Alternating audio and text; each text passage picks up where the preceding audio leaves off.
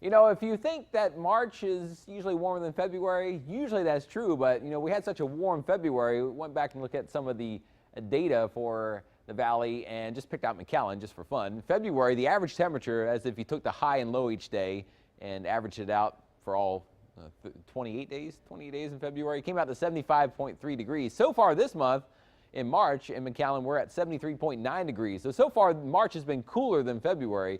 We'll kind of bump this up a little bit more here in the coming days, but February, a very, very warm month, and so far March has been kind of warm, but not catching up to February.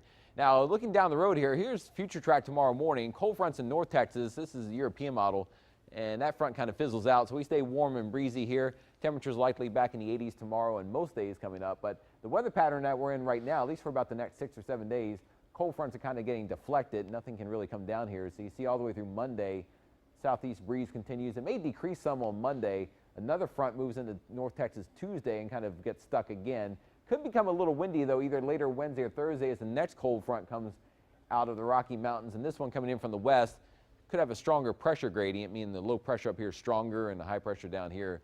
Between that, the difference could really whip up at least some gustier winds, potentially maybe by next Thursday or so. And this front, don't know what to believe. The models say there could be some showers and storms, but usually for us, enough dry air is in here with this scenario that we don't see anything. So rain maybe to the north next week in Texas from about the hill country northward, but we'll probably miss out on everything. But keep watching this front as it gets close next Friday. But if anything, it might just drop the humidity for a day or two late next weekend. So next 7 days, though, dry all the way through next Friday.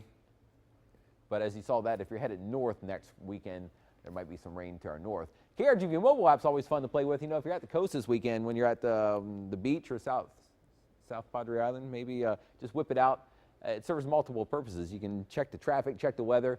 Plus, if you're having a little too much fun at the island, it gives you a reason to keep track of your phone. You're always checking the weather. That way you don't lose your phone anywhere. So another benefit to the KRGV mobile app, available on Android and iPhone. And you can always follow us, too, on our Facebook weather page at facebook.com/KRGV weather for updates, too. South Padre Island, speaking of that, Saturday and Sunday, highs in the upper 70s, southeasterly breezes, a moderate to low risk of rip currents over the weekend. We don't see any huge increases in the rip currents, but as always, you want to be safe out there on the waters. And a few more things for you here at the coast. 70s in the morning, and by afternoon, temperatures in the 70s, the water temperature in the 70s, and your weekend forecast across the valley in the 80s. With the warm weather sticking around through next week. So 80s inland, 70s though at the island. And the first 1-5-7-day forecast, remember, temperature's not going too far from what they have been. We may inch up a little bit more. The humidity kind of doesn't get super high, but it stays like it is right now. A little bit on the muggy side through next week. Some gustier winds are possible next week, but virtually no chance for rain today through much of next week. Steve?